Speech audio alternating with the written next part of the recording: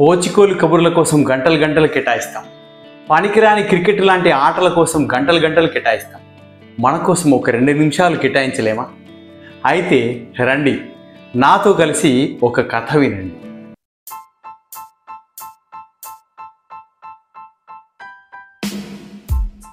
నందనవనంలో సరస్సులో కొన్ని వేల కప్పలు ఆనందంగా గెంతుతున్నాయి, సరస్సులో ఈదుతున్నాయి.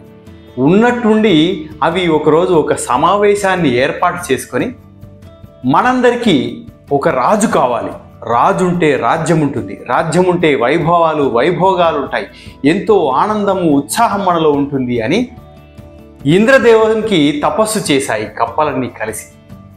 ఇంద్రుడు వాటి తపస్సుకు మెచ్చి ప్రత్యక్షమై ఏం కావాలో కోరుకోమంటే మాకు ఒక రాజును ప్రసాదించమని కప్పలు వేడుకున్నాయి. కప్పలకు రాజును ఎలా ప్రసాదించాలని ఆలోచించిన ఇంద్రుడు ఒక పెద్ద చెట్టు కొమ్మని సరస్సులోకి వదిలాడు. ఆ చెట్టు కొమ్మ సరస్సులో ఇలా పడగానే అలా నీళ్లు పైకి ఎగసిపడి కప్పలన్నీ బయటకు ఎగిరిపడ్డాయి.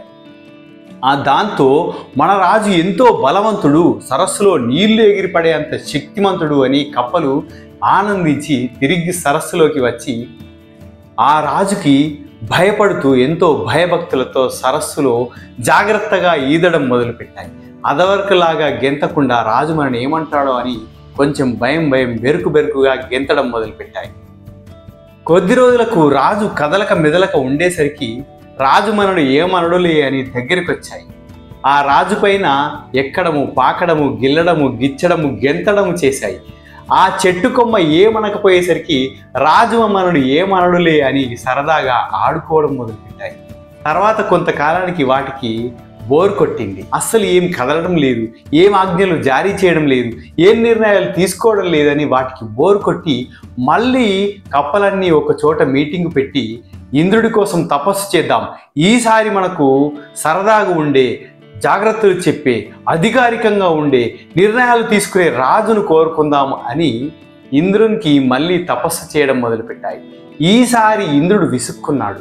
కానీ కప్పల తపస్సుకు మెచ్చి తిరిగి వచ్చి మళ్ళీ వరమీయక తప్పలేదు.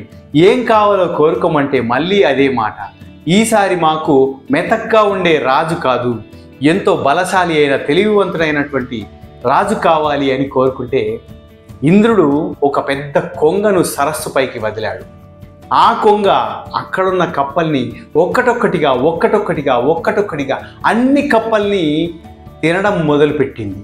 ఇంతలో కప్పలన్నీ బెదిరాయి, భయపడ్డాయి. ఈ రాజు ఏంటి, మన సంతానాన్ని, మన జనాభాని నశింపజేసేటటువంటి శక్తివంతుడు, రాజు మనల్ని తినేంతటి భయంకరమైనటువంటి రాక్షస అవతారం అని బెంబేలెత్తిపోయాయి. ఈ మిగిలిన కప్పలు మళ్ళీ ఇంద్రుడికి తపస్సు చేయడం మొదలుపెట్టాయి. ఈ రాజేంటి మా సంతానం లేకుండా చేస్తున్నాడు, అసలు మా కప్పల జాతి నశించిపోయే ప్రమాదం ఏర్పడుతుందని ఇంద్రుడిని వేడుకుంటే ఇంద్రుడు మళ్ళీ ఈసారి నేనేం చేయలేను, ఈ రాజు నుంచి తప్పించుకొని జాగ్రత్తగా మసులుకోవడమే మీకు ఉన్నటువంటి చివరి అవకాశం అంటూ అంతర్ధానం అయిపోయాడు. కప్పలు ఏం చేయలేక బిక్కుమంటూ ఒక మూలన నక్కాయి. అందుకే అంటారు, ఉన్న దాంట్లో సంతృప్తి పడకుండా లేని వాటి కోసం ఆశపడడం వల్ల మనకు ఉన్నటువంటి సంతోషాన్ని పోగొట్టుకొని దుఃఖం పాలవుతాం. కాబట్టి ఉన్న దాంట్లోనే సంతృప్తి పడడం నేర్చుకుందాం, ఆశతో బ్రతుకుదాం, కానీ అత్యాశతో కాదు. ఇలాంటి మంచి నీతి కథల కోసం మన ఛానల్ని సబ్స్క్రైబ్ చేసుకోండి. ఇంతవరకు మన వీడియో చూసినందుకు ధన్యవాదాలు.